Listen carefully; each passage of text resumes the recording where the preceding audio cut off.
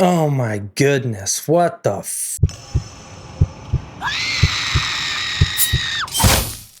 Camp counselor Jason Hochberg thinks his biggest problem is feeling out of touch with his teenage coworkers. What he doesn't know is that a mysterious masked killer is lurking on the campgrounds, brutally picking off victims one by one. Well, hello there. My name is Matt, and this is Stabaholic, a new YouTube channel dedicated to shitting on new horror movies. Apparently. Look, it's not my fault, okay? I just happened to start my YouTube channel with a string of horror films that didn't vibe with me. They're just not cutting it lately. God help me. When I first saw the trailer for this movie, I thought it was going to be a fun watch. It's obvious they were going to be cliche and campy and over the top with things. If that's not what they were going for, then... So I didn't expect to be watching a serious slasher with some comic relief. I expected to be watching a comedy with some slasher relief. And I like Finn Wolfhard well enough that when I saw he was co-writing, co-directing, and starring, I thought, yeah, maybe.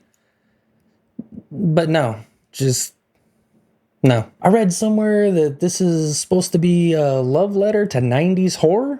The fuck? I think the only good thing I could say about this movie is that the guy that plays the lead character, Jason, played by Fred Hechinger, is really good at being really awkward. The character is super cringe. I don't know, man. Maybe it's just a generational thing with this one. I mean, I am kind of an old head, but nothing landed for me. I pretty much hated all of the characters, with Claire, played by Abby Quinn, being the only one I did like. And also the only one that felt like authentic and cool. And like I said, the lead Jason was fine too, just super awkward. But the rest of them sucked.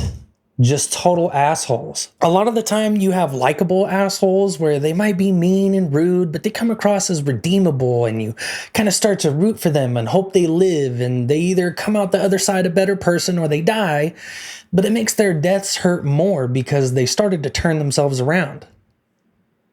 Not here. They sucked. Kill them. Just get it over with. Good riddance. Each of them was a different, over-exaggerated cliche, and like I said, I expected that from the trailer, but they all hit me wrong. Every time they spoke, it just irked me. The dialogue that was meant to be funny was just stale and uncomfortable. It wouldn't surprise me if a lot of this was improvised and maybe just these actors' version of improv comedy just isn't funny to me. But if it was scripted... Then you have the kills.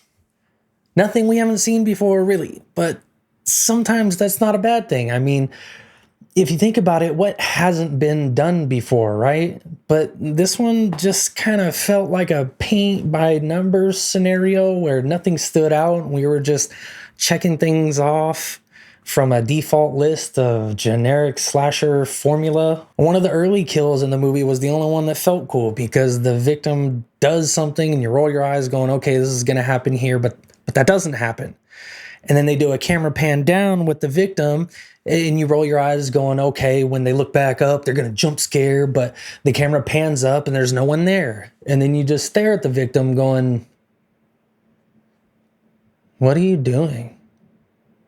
Oh, okay. That was all right. That was the first 10 minutes of the film, though. And the other 80 minutes didn't have anything better to offer. I took my pops to this one, and the whole 90-minute run was just him and I trading sighs back and forth. And at the end of it, you get the reveal and the motive, and it was just bleh. But hey, what do I know? This is all just my opinion, so if you're asking me for it, I'd say skip it entirely. I was pretty disappointed with this one. But if you do go see it, let me know what you thought about it. I'm really interested in hearing some feedback from you guys, so hope you like it more than I did.